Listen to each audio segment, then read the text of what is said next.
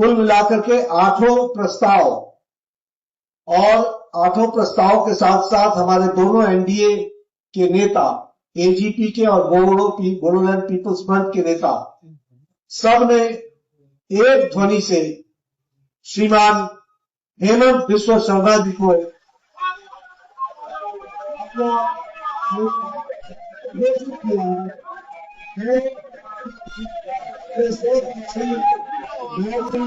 उपस्थिति में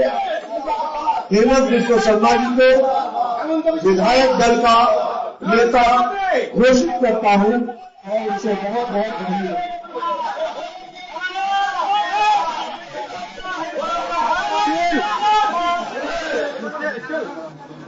डॉक्टर हिमंत बिस्वा शर्मा जिंदाबाद, डॉक्टर हिमंत बिस्वा शर्मा जिंदाबाद, नरेंद्र मोदी जिंदाबाद, नरेंद्र मोदी जिंदाबाद, भारत माता